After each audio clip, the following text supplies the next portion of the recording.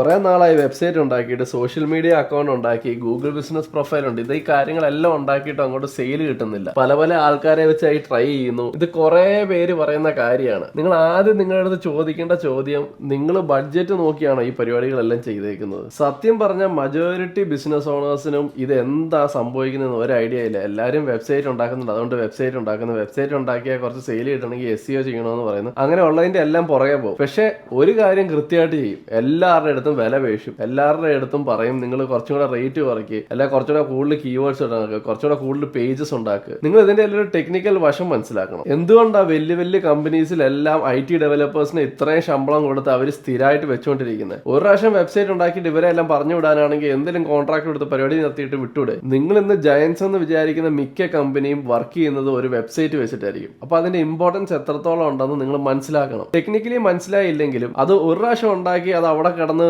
നിങ്ങൾക്ക് വേണ്ടി എല്ലാം ചെയ്യുമെന്നുള്ളത് ചിന്ത വിട്ടിട്ട് എല്ലാ മാസവും അതിനെ എങ്ങനെ ഇമ്പ്രൂവ് ചെയ്യാൻ നോക്കണം. നിങ്ങൾ ബിസിനസ് സ്റ്റാർട്ട് ചെയ്യുമ്പോഴും അങ്ങനെയല്ലേ, നിങ്ങൾ തുടക്കുമ്പോഴേ എല്ലാം സെറ്റപ്പ് ആക്കിയിട്ടാണോ തുടങ്ങുന്നത്? അങ്ങനെയല്ല. നിങ്ങൾക്ക് അപ്പം അറിയാവുന്ന കാര്യങ്ങൾ വെച്ചൊരു വെബ്സൈറ്റ് ഉണ്ടാക്കും. നിങ്ങളുടെ കസ്റ്റമേഴ്സിന്റെ ഡിമാൻഡ് അനുസരിച്ചും നിങ്ങൾ ഏത് ഡയറക്ഷനിലോട്ട് പോകണമെന്നുള്ളതിന് നിങ്ങൾക്ക് ക്ലാരിറ്റി കൂടുന്നതിനനുസരിച്ച് വെബ്സൈറ്റിൽ ഇമ്പ്രൂവ്മെന്റ് ചെയ്യണം. അതിന് വേണ്ടിയത് കറക്റ്റ് ആയിട്ടുള്ള ഡേറ്റയാണ്. അപ്പോൾ ഈ ഡേറ്റ കളക്ട് ചെയ്ത് ഇതിനെ പ്രോപ്പർ ആയിട്ടൊരു സ്ട്രാറ്റജി ബിൽഡ് ചെയ്യാൻ പറ്റുന്ന ഒരു ടീമിനെ വെച്ച് റിസൾട്ട്സ് ഓറിയന്റഡ് ആയിട്ട് വർക്ക് ചെയ്യാൻ ശ്രമിക്കുക. ഇതിന്റെ ബഡ്ജറ്റ് കുറയ്ക്കാവോ എന്ന് ചോദിക്കുന്നതിന് പകരം എന്റെ ബിസിനസിന്റെ സെയിൽസ് കൂട്ടാൻ പറ്റുന്ന ആൾക്കാരെ നിങ്ങൾ കണ്ടുപിടിക്കുക. അപ്പൊ ഈ പ്രശ്നങ്ങളെല്ലാം ശരിയാവും.